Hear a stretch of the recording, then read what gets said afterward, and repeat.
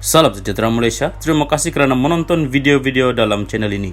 Sebelum kita mula, jangan lupa untuk tekan tombol subscribe, share, like dan komen. Let's go! Salam sejahtera dan selamat petang kepada seluruh warga pendengar berita panas hari ini dipetik dari Malaysia Kini bertajuk PM, sedekah amal jariah okey, tapi sedekah untuk undi itu korupsi. Berita penuh. Malaysia berpotensi untuk diangkat sebagai sebuah negara maju di rantau ini dengan syarat amalan merompak kekayaan negara melalui gejala rasuah dihentikan sama sekali, kata Datuk Seri Anwar Ibrahim.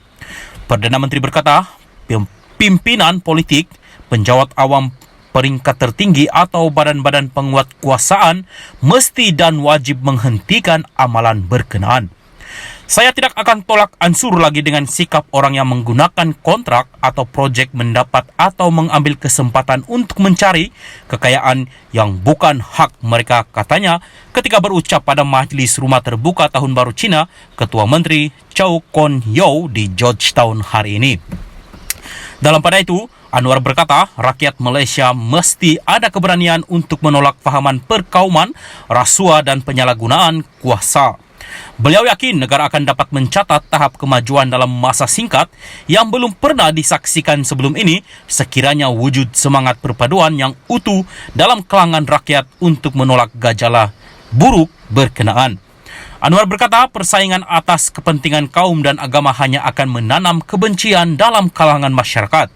Slogan Masyarakat Madini menuntut keyakinan kita sebagai rakyat, semua agama dan kepercayaan mereka, tetapi untuk hidup dalam masyarakat mesti ada faham kemanusiaan, dan kemanusiaan itu tiada makna jika tiada kasih sayang antara kita. Bila ada persaingan kaum dan agama yang sempit, maka yang ditanam itu adalah kebencian. Kita perlu terima perbezaan itu kita sebagai satu kekuatan, katanya.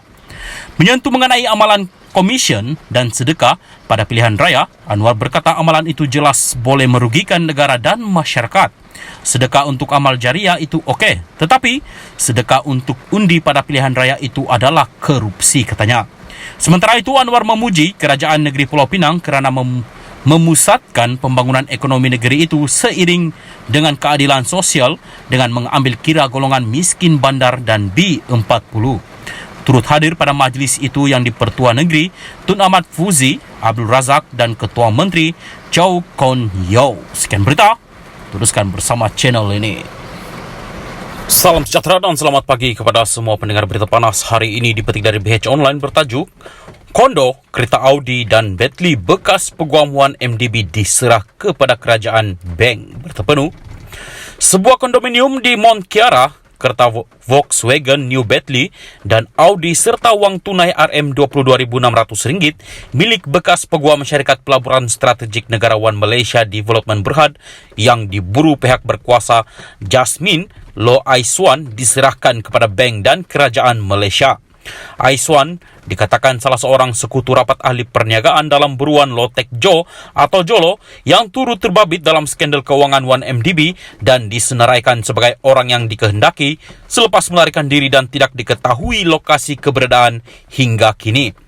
Dalam prosiding di Mahkamah Tinggi hari ini, Hakim Datuk Azhar Abdul Hamid memerintahkan hartana itu dilucut hak kepada OCBC Bank (M) Berhad selaku pihak ketiga berkepentingan terhadap harta terbabit, manakala 2 kenderaan serta wang tunai kepada kerajaan.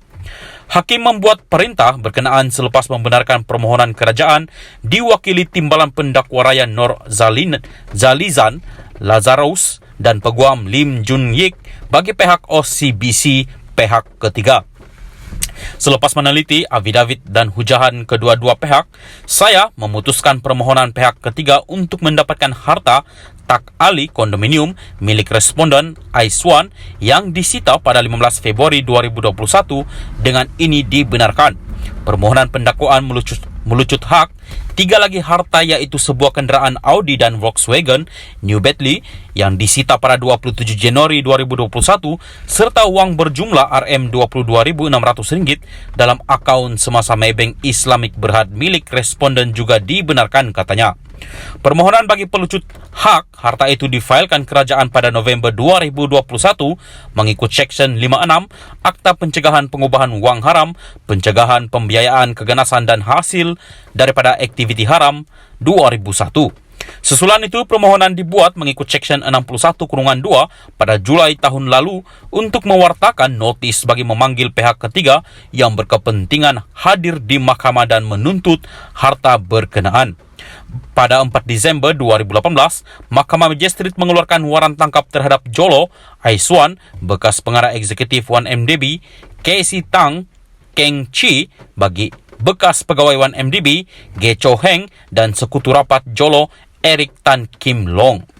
Waran tangkap itu dikeluarkan selepas mereka gagal hadir di mahkamah bagi menghadapi 7 pertuduhan pengubahan wang haram berkaitan 1MDB.